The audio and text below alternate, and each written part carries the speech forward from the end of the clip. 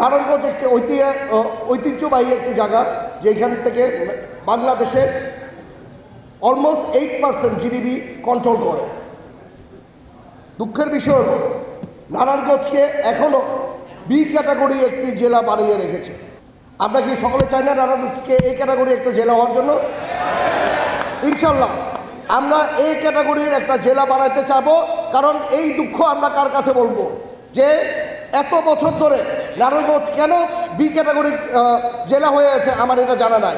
ইনশাল্লাহ নারায়ণগঞ্জ চেম্বার না, শুধু নারায়ণগঞ্জের প্রতিটি মানুষ মিলে আমরা বি ক্যাটাগরি থেকে আমরা ইনশাল্লাহ এই ক্যাটাগরির একটি জেলা ইনশাল্লাহ বানিয়ে যাবো। আজকে আপনারা আসেন, নারায়ণগঞ্জে রাজুক কন্ট্রোল করে, ওয়ারেজ আপনি বিভিন্ন জায়গায় আছে, তারা তাদের নিজস্ব একটি বোর্ড থাকে।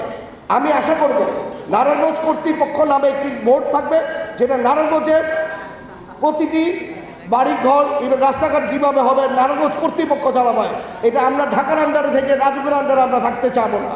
আপনি নারায়ণগঞ্জকে অবশ্যই যাতে মেট্রোপলিটন একটি সিটিকে কনভার্ট করা হয়, কারণ নারায়ণগঞ্জ এই হারে বসবাস, নারায়ণগঞ্জ যেই টাকা ট্যাক্স দেয়, যেই টাকা ভ্যাট দেয়, তাতে অবশ্যই নারায়ণগঞ্জকে একটি মেট্রোপলিটন শহর বানানোর দরকার। আপনারা সকলে মিলে এই ঐক্যবদ্ধভাবে দলবল নির্বিশেষে এই কাজগুলিকে আমরা চাবো, যাতে নারায়ণগঞ্জকে একটি স্বপ্নের নারায়ণগঞ্জ বানানো যায়। নারায়ণগঞ্জ যাতে একটি স্বপ্নের নারায়ণগঞ্জ থাকে, নারায়ণগঞ্জ যাতে ঐতিহ্যবাহী একটি জায়গা থাকে, যাতে এই ঐতিহ্য নিয়ে আমরা শুধু না, আমাদের নেক্সট জেনারেশন যাতে এই ঐতিহ্য হিসেবেই তারা বাঁচতে পারে।